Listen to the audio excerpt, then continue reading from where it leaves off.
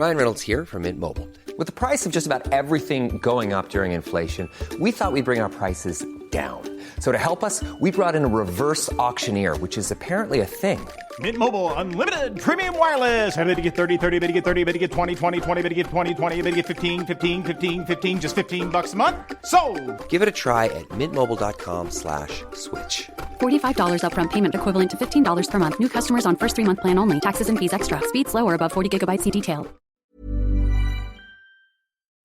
We acknowledge the traditional owners of country throughout Australia and recognise their continuing connection to land, waters and culture. We pay our respects to their elders past, present and emerging. Welcome to This Song Is Yours, a music podcast where we chat to a new guest each week, talk about their life and creative endeavours, and talk to them about some of the music they love. Our show works by chatting to our guests about music, their songwriting techniques, and occasionally getting them to make you a playlist of the songs they love. Welcome to episode 189. I'm your host, Simon Fink. Our guest today is Quinn Christopherson. The Alaskan-born singer and songwriter is releasing his debut record later this week, entitled Write Your Name in Pink.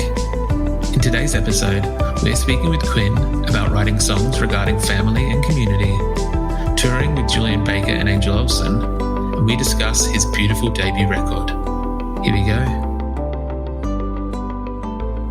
Our guest today is a singer and songwriter from Anchorage, Alaska.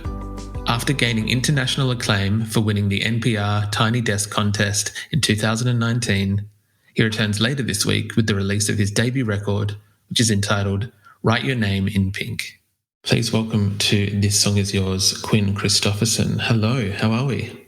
Hello, I'm great. It's evening for me, morning for you, yeah?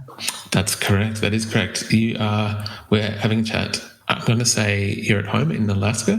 Yeah, at home Anchorage. How is it? It's great. It's beautiful. It's fall. The leaves are falling. They only get yellow and then they start falling because it gets too cold before they have time to turn red here. Oh, how interesting. Yeah. I wouldn't have guessed that. Short fall, short summer. Oh, is that preferred by you? Is that a...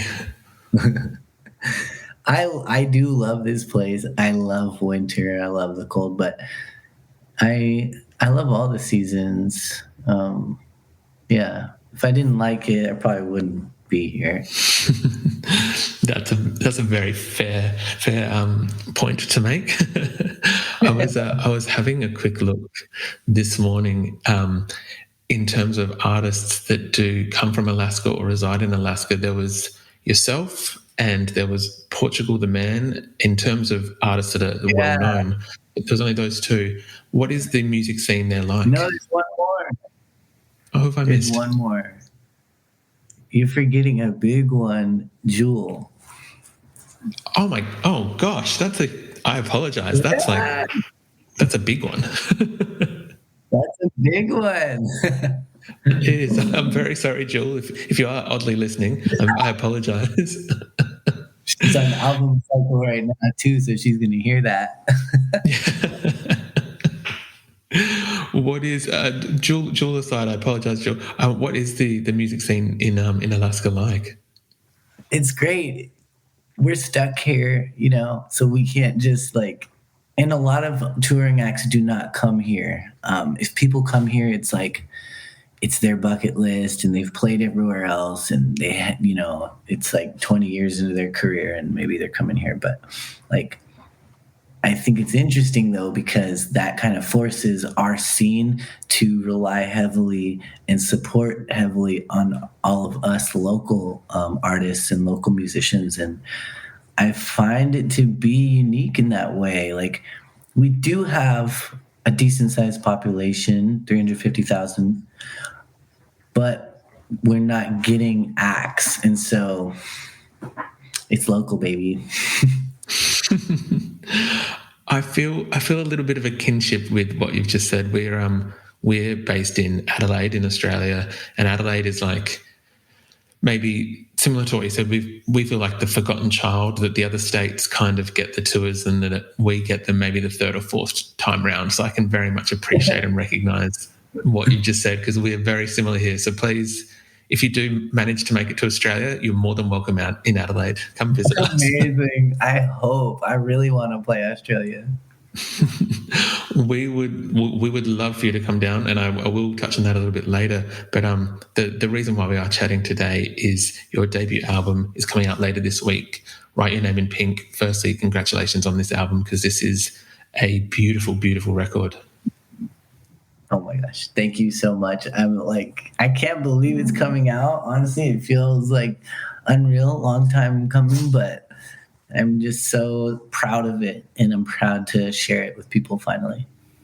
Of course, and as you should be. I know that there's obviously a lot of times where there is hyperbole, or there's whatever it may be in interviews and music press. Going on record, this is a beautiful album. I'm not just saying that. Listening to it time and time again, since having a bit of a sneaky listen, we were granted a bit of a preview, which was lovely. But this record, as you said, it is a long time coming. Most people might know you from winning the Tiny Desk contest in 2019 with the beautifully arresting Erase Me. Yeah. And now we've got the album coming out. So it has been a few years. How are you feeling with it finally coming out and people being able to listen to this full body of work now? I feel great about it. I feel like I needed that time to, write more, kind of finish this body of work in my way, say what I needed to say. And I needed those, I guess, years through the pandemic to flush everything out, and then finally going to record it this time last year in London was like so special, and it just felt like the timing of everything kind of worked out.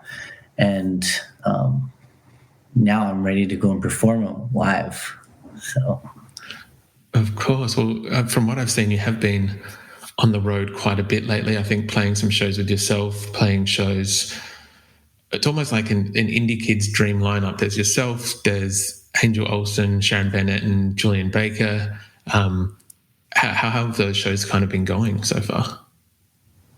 Incredible. And yeah, it was my dream lineup. Like when I found out I got that, it was like I wanted to cry, like I have loved Sharon's music for, like 10 years now. And Angel she actually played Alaska in 2016. She was one of those we got a random indie artist like on their come up here. And so I always felt kind of like I loved her as an artist as well. And Julien, of course, like amazing performer. And like, it was just so special to see them perform their songs every night and like get to start off the shows. It was awesome. That's very cool. I would love to discuss, your songwriting kind of technique, your creative process. There is something really magical about these songs that I feel before recording, discussing with your publicist, that there's a beautiful community or family kind of nature to these songs, to this whole record, actually, that it's very much a community style record. And I was wondering, firstly, if that's intentional when you sit down to create, or whether that's just something that you managed to do without thinking. Yeah, I would say I didn't think of it that way, but people, my family and people I love and my friends, they're a huge inspiration for me. I just love people and relationships and that sort of thing. And so, yeah, I definitely tend to be inspired by that. Is there anything that some of these songs, there's beautiful little intricacies of the lyrics. It might not necessarily be, I don't want to say the mundane, but I want to say that it's that these everyday kind of topics that you seem to word and phrase beautifully. When you are songwriting and having a look at some things like that, how do you work out what is, I want to say, songwriting gold, or what is you're just listing everyday tasks? Like where is that fine line between making that magic? I think it would be in painting a picture. Like if you can visualize it and it's simple, I think that's really strong. if something's just so simple, but there's nothing to see, then that's, I think, where you can lose someone. But if you're like watching a movie while you're listening to this song, it can be as simple as you want. I think that's just like so fun in writing songs. And yeah, thanks for mentioning that. I really try hard to not leave any filler of a line. Like every line in each song needs to get you to the next and get you closer to the story. And if not, then it needs to be taken out and replaced. And it's so fun that way. Like, you know, I write songs and then I just go back and switch and swap and take things out. And I think that's comes from not being afraid, like, to make changes. And I find that sometimes, even collaborating with other artists, like sometimes we put something on paper and then it's like, that's it, right? But I think a lot with this record, especially, and everything, it was like, I made these demos in my bedroom with vocal drums and keys, or vocal drum and guitar, and I left them so bare, you know, just for this purpose, to build them out and bring out the best in it. And like, my thought was that if it could be a good song with just one instrument, then it'll be a great song with more. And so I just kept that way, and I don't think there's any filler in there. I would very much agree with that. I think that this album is beautifully crafted, and I would agree that I think we've discussed with a few artists before how if you're able to basically strip a song back down to its bare foundations and it's still a good, you know, that the songwriting in that track has been well thought of and is quite good and quite strong. This season, Instacart has your back to school. As in, they've got your back to school lunch favorites like snack packs and fresh fruit. And they've got your back to school supplies like backpacks, binders, and pencils. And they've got your back when your kid casually tells you they have a huge school project due tomorrow. Let's face it, we were all that kid. So first, call your parents to say I'm sorry, and then download the Instacart app to get delivery in as fast as 30 minutes all school year long. Get a $0 delivery fee with your first 3 orders while supplies last. Minimum $10 an order. Additional terms apply. It took a lifetime to find the person you want to marry. Finding the perfect engagement ring is a lot easier. At BlueNile.com, you can find or design the ring you've always dreamed of, with help from Blue Nile's jewelry experts, who are on hand 24/7 to answer questions, and the ease and convenience of shopping online. For a limited time, get $50 off your purchase of $500 or more with code LISTEN at BlueNile.com. That's $50 off with code LISTEN at BlueNile.com. Yeah. I was wondering if I might be a little bit selfish, a little bit indulgent. I was hoping that we could maybe ask you about one of the tracks on the record, and maybe you could take us behind the inspiration for that, or where it kind of stemmed from. Having listened to the record a few times, my favourite track was Kids. I just thought that this was a beautiful, beautiful song. Even the little breath or sigh at the start of it, and then it goes through to talking about these possible future children and what they, I guess what they should hold important to them and wishes for them. Would you mind if I asked, what was the catalyst for that song, and where did that song kind of come from? Yeah, thanks for asking. I love that that's your favorite song. That's my favorite song on the record. And a lot of people, like, I haven't heard that one a lot. So I feel really? You're unique in that way. Like, to me, I'm always like, this is underrated. Like, everybody should love this one as much as, you know, Celine, right? Like, that's most people's favorites. And like, I love that it is being heard. That song is, you know, it's a total daydream of mine, like what I want, my future kids to be. It's what I want for my nephews and niece, and ultimately really what I wanted always for myself growing up. And it's funny because my partner was talking about, having kids and something or another. And I was like, oh, it's too soon, to think about that. And it kind of stemmed like a little argument. And she was like, well, you can't just daydream every once in a while, like what's wrong with that? And then I thought, yeah, what is wrong with that? And so I wrote that song, kind of working through my own feelings. And, I was being a little closed off, but then when I really sat down and thought about it, like, yeah, that's what I'd want. And ultimately I have such an amazing partner who I want to see her qualities in the future. And so, that's where it came from. And then the recording process was amazing. That was another song I just kind of made in my bedroom with like a little drum loop and keys. And I just, kind of said it, and it stayed in that kind of more low key vocal.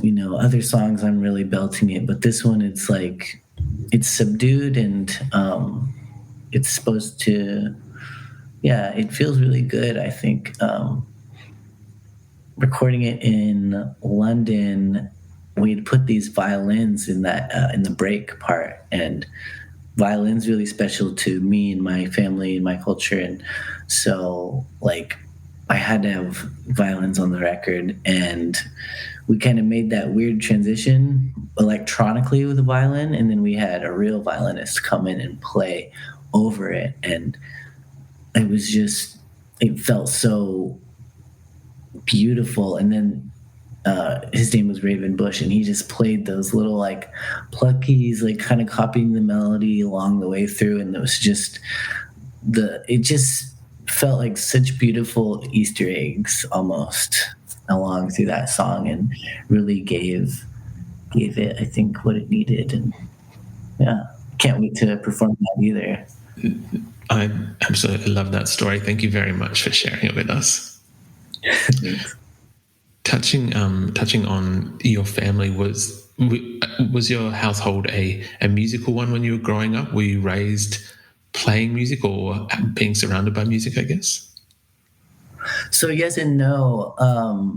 My dad, he's a wedding DJ, and so I grew up watching him, play the top 40 and like make people dance, and it's a performance in itself, DJing for an event. And I loved watching him do that. And obviously it gave me like a love for pop music. And I think that definitely inspires my music. But my grandma grew up around live music. My great grandfather was an incredible musician, and I didn't actually pick up the guitar until I was 20, and picked it up kind of late. My dad played it, and so when I finally picked one up, he taught me how, and I never stopped. And I would take it over to my grandma's house every day and play her songs and sing her songs. And she never told me to stop. So it's just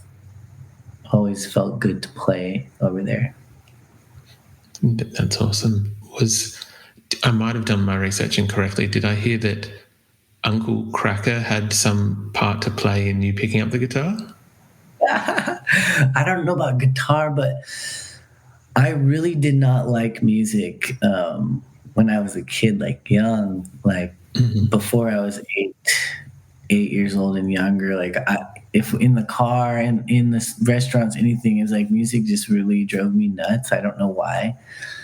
And all of a sudden I heard Follow Me by Uncle Cracker, and it like stopped in my tracks. Like I was like, this this is why people like music. Now I get it. Like, it's amazing.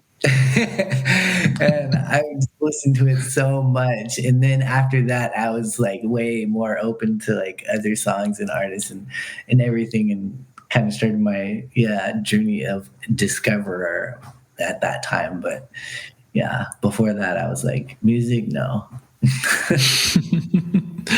I absolutely love that story, and I look forward to the Quinn Christopherson and Uncle Kracker collab that might be there in the future, the crossover.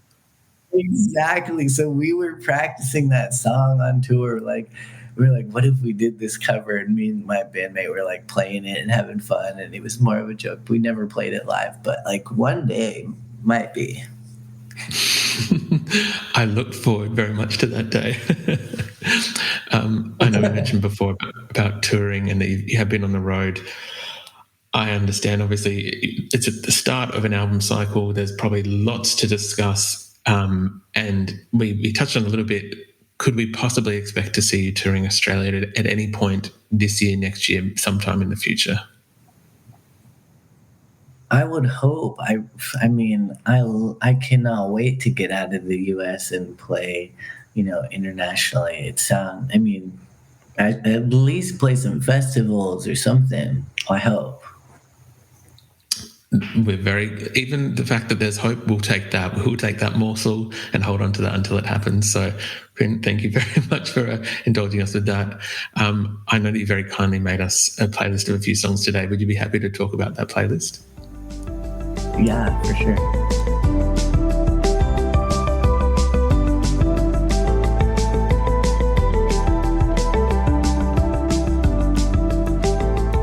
The first track I wanted to talk about is off one of my favourite records from the last few years. It is Jasmine Sullivan with Hotels, and the track was Lost One.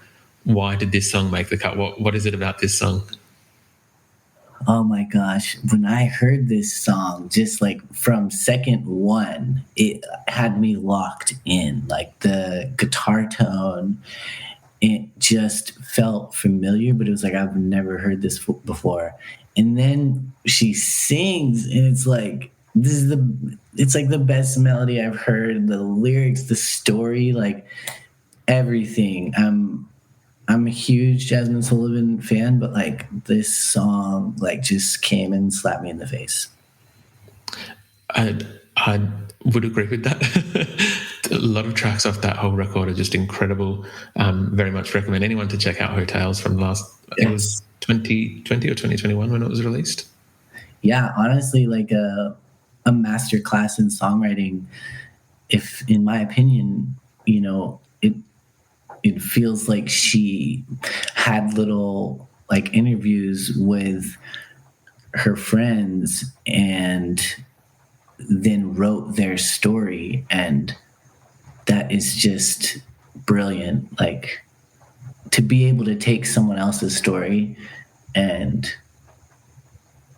so beautifully like write those songs, each song, like what a challenge to do that once, but for a whole record. Like, just conceptually, it's just such a beautiful piece of art.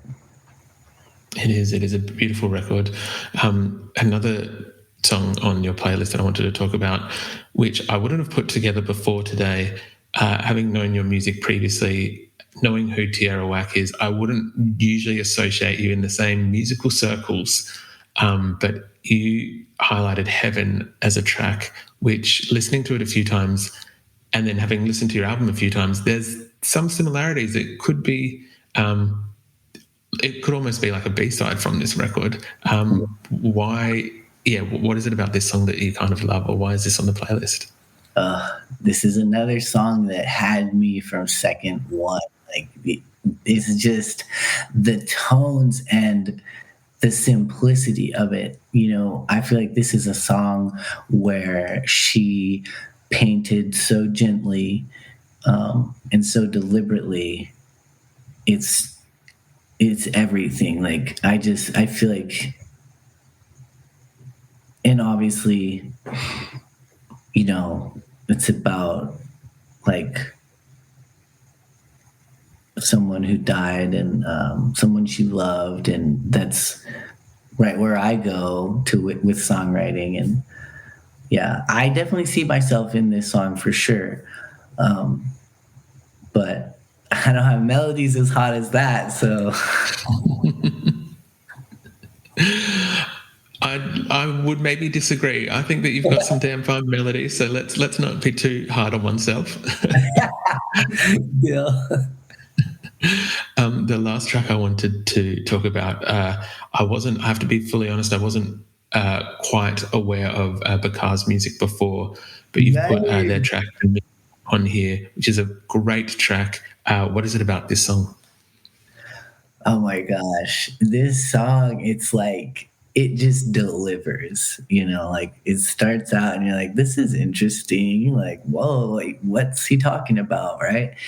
And then the chorus hits. It's like, it's everything I'd want to do with a chorus, like I'd want everything to hit that hard and like be that emotional. And then at the end, obviously, I just feel like this is something that nobody's writing about, like nepotism and family. And it feels like he's someone who just loves their family. And like, that feels like me too.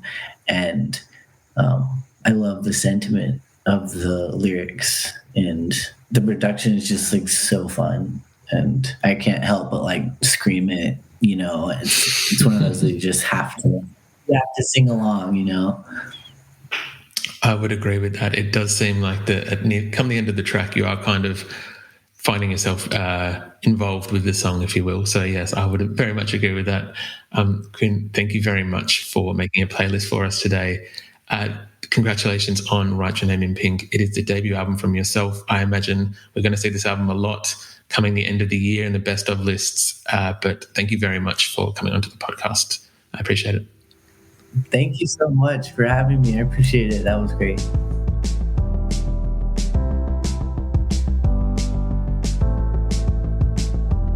And that's our show. A massive thank you to Quinn Christopherson for his time. Write Your Name in Pink is out this Friday, and we've left links in the show notes if you'd like to buy the record.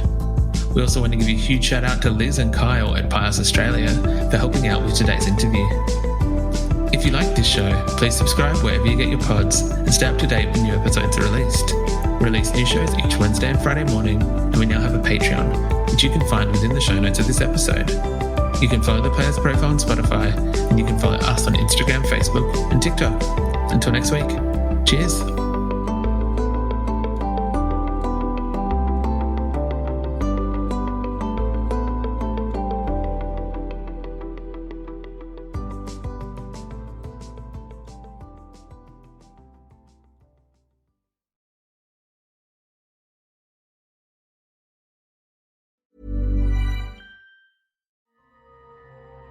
The most powerful designer drugs are the digital ones we use daily. And we get high off them. One touch, tap, like, scroll at a time. Just like tech creators want us to. Use digital without digital using you. Learn more at sync.ithra.com.